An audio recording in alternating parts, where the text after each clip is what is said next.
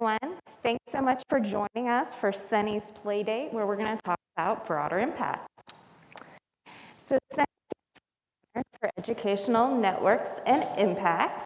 It's led by Dr. Lisa McNair, who's also a full professor in engineering education. Our own Phyllis Newble is the Associate Director for Educational Networks, and my name is Chelsea Lyles, and I'm the Associate Director for Broader Impacts. I'm also affiliated with the Department of Engineering Education and the School of Education. In addition, we have a fabulous group of undergraduate and graduate student interns and employees. We see a couple here today. Thank y'all for joining us. We also have a dedicated network of liaisons that I'll share a little bit more about later. So why are we here talking about broader impacts? Most funding agencies now want to see them along with our research proposals. So for example, the National Science Foundation, they review proposals based on two criteria, one of which being intellectual merit, which just looks for the potential to advance knowledge. The other criterion being broader impacts. And so when we talk about broader impacts, we're thinking about the potential to advance desired societal outcomes. How can this research benefit the public? Broader impacts can be accomplished through the research itself or through activities that are complementary to the research or supported by the research. Here's a list of just some of examples of broader impacts outcomes. This is not meant to be exhaustive. However, the first 5 bullet points, CENI is well poised to help researchers with. So if folks are looking to broaden participation in STEM, if they're looking to improve STEM education or educator development, thinking about teachers, informal educators, college faculty, if you're looking to enhance the infrastructure for either research or education, or if you're looking to create a competitive, globally diverse workforce, CENI is well poised to help researchers create those broader impacts activities as well as evaluate them. And so how do we do that? How do we support broader impacts? The first is we inspire. So we help our researchers develop their broader impacts plans. And so that can include designing activities for age-appropriate audiences that meet needs identified by community members. We also connect. We offer liaison services, so we can help researchers connect with folks who are embedded in other organizations, who might be great co-facilitators, co-developers of some of the activities that you want to reach to the community with. And then we impact. So we offer evaluation services for all of these broader impact activities. So we can help create evaluation plans, we can design instruments, we can help folks think about how they want to collect, analyze their data, present their findings back to their funding agency. And so when we think about broader impacts, we like to think of it as a choose your own adventure, as Dr. Newble would say. So for example, a researcher might want to design an interactive exhibit or a demonstration for K-12 students who are visiting Virginia Tech for the Virginia Tech Science Festival. Another researcher might want to host an exhibit for all visitors to the Science Museum of Western Virginia, while another researcher might want to create a picture book for kindergartners who might be attending a summer camp. So lots of options, lots of activities, and CENI can help you find the one that really works for you and that best complements your research. One way that we do this is through our established networks. We've built relationships throughout educational organizations in the region and in the Commonwealth. We have formal liaisons. So these are folks who spend time both at Virginia Tech as well as in other educational organizations. So for example, we have Kim Keith, who also happens to be the 2021 Computer Science Educator of the Year for the state of Virginia. She is embedded in Floyd County Public Schools. We have a position with Montgomery County. We also have a liaison with Radford City Public Schools. Hello, Jamie's here today. So, and then again, our own Phyllis Newble is our liaison to the Science Museum of Western Virginia.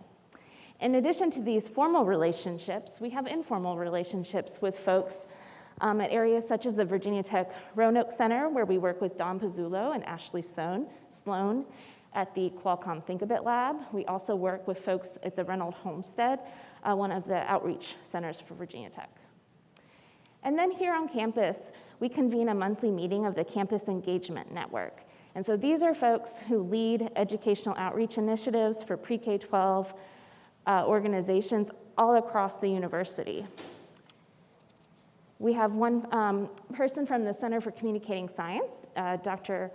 Carrie Kroller. And so, for example, we partner with her, we connect researchers with her who want to help learn how to better communicate their science to the public. They offer workshops, they have a graduate communicating science class, they go out into the community and present researchers and train researchers how to do that at an activity called Science on Tap, New River Valley. They also have done some great kindergarten visits where they take women researchers into kindergarten classrooms. And now I'd like to turn it over to one of our researchers that we have worked with so he can tell you a little bit more about his broader impacts activities. So Gabriel? Thank you. All right. Thank you, everyone. So I'm Gabriel Isaacman-VanWertz. I'm in the Department of Civil and Environmental Engineering. I'm not used to having a microphone, so I apologize. So I am here largely to talk about what my broader impacts activities have been and how I've worked with CENI in the past. I sort of can't pass up the opportunity to take a second to talk about what I actually do and how I like to communicate it. So I study air quality and atmospheric chemistry and what happens in the atmosphere. Two facts that I really like people to think about and to understand are these two on the left. The upper one on the left, it turns out, is actually a little bit of a lie because I didn't realize how big this room would actually be. But broadly speaking, I think you often don't think about that the air you breathe in a day is probably roughly the size of like your dining room. It's a huge amount of air, and the amount of pollution that needs to be in it in order for it to be sort of above legal limits is like a grain of salt. So it's a really small amount of pollution, and the way most of that pollution actually forms is not being directly emitted like you might think about it, but it's this combination of all this other stuff and all this complex chemistry. And so that's what I study. It's that sort of that picture on the left, or on the right rather, sorry, my left. So one of the key points I think about how I think about my broader impacts is that where I study, the research that I actually do is up in the sort of complex chemistry side of things and all of the sort of nuts and bolts and details and weeds up there, but there's really fundamental things people don't think about or understand about what I do, and so that's sort of where I try to keep a lot of my broader impacts activities to try to give that entryway into what I do. Chelsea gave a really good overview of all of the different ways that we can do broader impacts. I've served on a lot of review committees, and I see all of those different ways, and I think a really key point for me has been to say that it works best when what you are doing for your broader impacts is actually something you're interested in and is something that's sort of built off of your experience and your past. And so this has been sort of my timeline of my experience. Is that I actually worked in a museum in 2008, back before grad school, and I really wanted to get back into that. So when I came here, I tracked down Phyllis, and we actually started that conversation in 2017. And through several years of conversations and going to all of the events that were on campus and having conversations with the Science Museum, I didn't actually start writing them into a grant until 2020. So it was this very long process of talking about what we wanted to do, what are the options, how can I be involved, all the time also, taking advantage of the systems that were in place here to be a part of all of these broader activities that CENI does, but where was my specific niche? And so we actually finally wrote it in 2020 and got it funded in 2021. We're actually building a museum exhibit now, which I'm really excited about, and will be in place in hopefully this summer.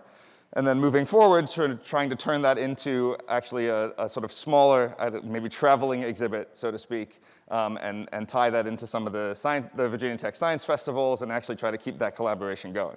So one of the key things that I've been trying to get out of it is that I spend this time building this relationship to make sure that's an ongoing relationship that continues to be valuable for my work, for the community, and for all of those goals. So what this process actually looked like for me, and there's this cartoon on the right, which is, again, sort of just about that idea, which is that we vastly underestimate what people, I think, or overestimate what people know about our specific little niche, right? So they're basically saying, people who aren't geologists, they can only name the structure of a few feldspars and maybe an olivine. Like, People who aren't geologists can't name any of that, obviously.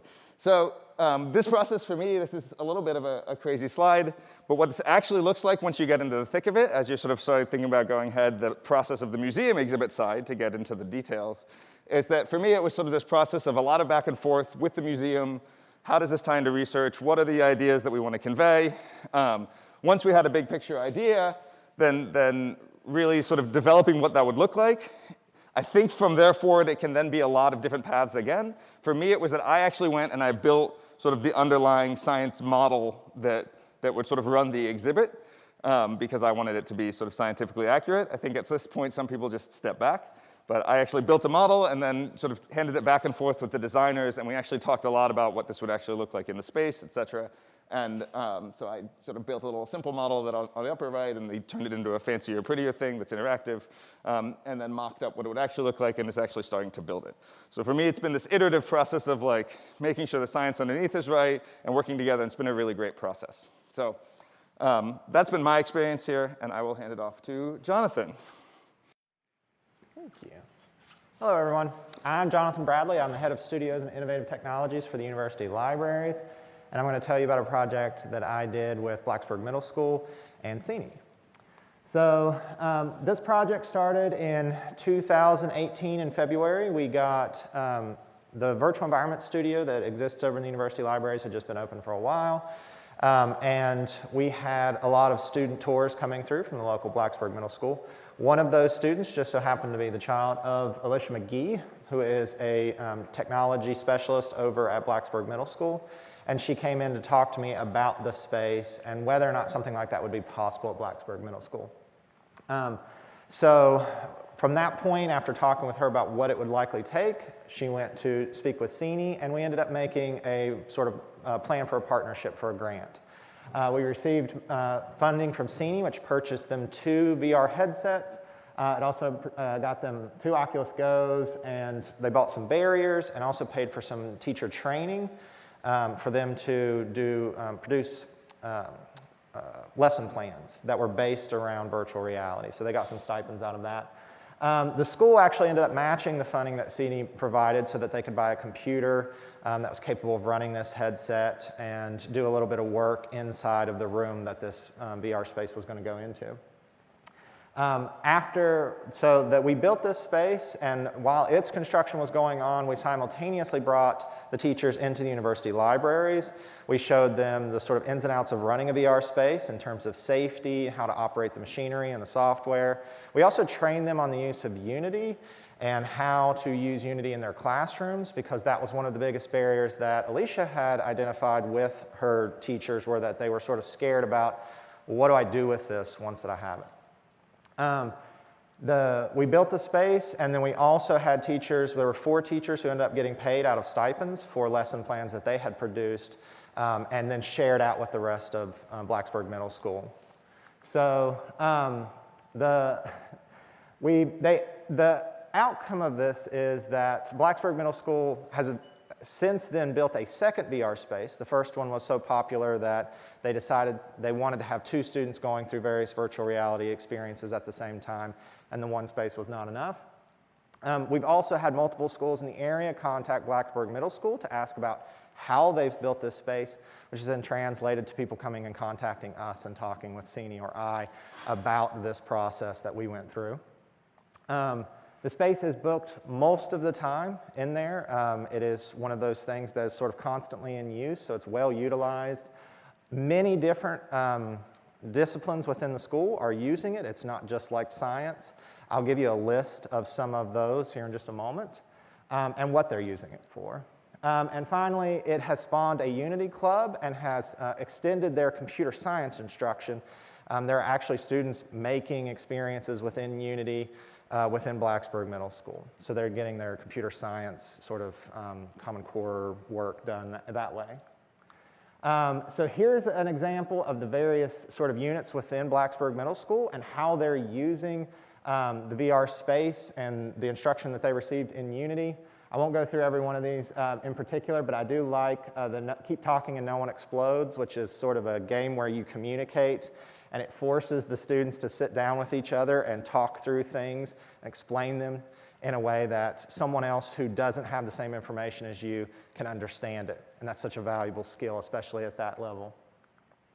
I've got a couple photos up here to show you. So the one on the left, that's my collaborator, Alicia, and this is us setting up the space. So this used to be a computer lab in Blacksburg Middle School.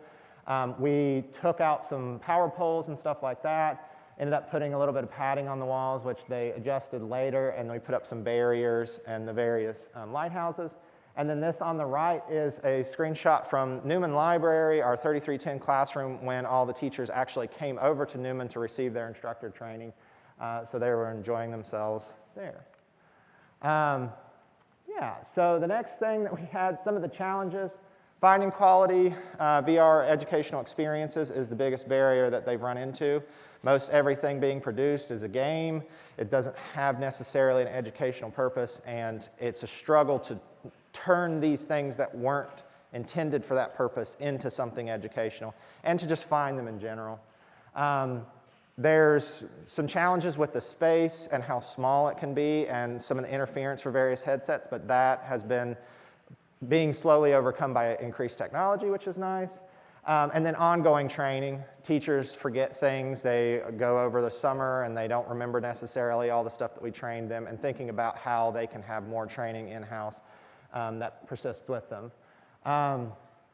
We talked a little bit about this, so we'll jump through there. We've also had interest in the work from outside. The XR Virginia group had us come in and do a presentation for them as well to talk about different ways that Virginia is pursuing XR across the state. It's also been a nice research opportunity for VR. Different groups who have a VR project that they want to test in K through 12 schools know that there's one locally that they can go in and has the technology set up, and they can actually try out an educational experience with students in their classroom and see how well it functions. Yeah, so I'm going to hand it back to Chelsea. So if you're interested in knowing more about how CENI can help you incorporate broader impacts to your research, we do have 2 Broader Impacts 101 sessions coming up in hybrid format on March 17th and then on May 5th, Reading Day. So we'd love to have you there. So we'll turn it over for questions.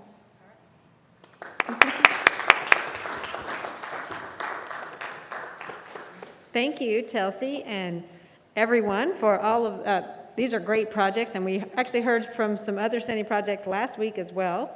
So if you were here for the hip hop studio when we talked about going to Radford schools, that was another CENI Broader Impacts project as well. What questions do we have in the room and online? Y'all go ahead and type them in. I'll get them. Headed your way.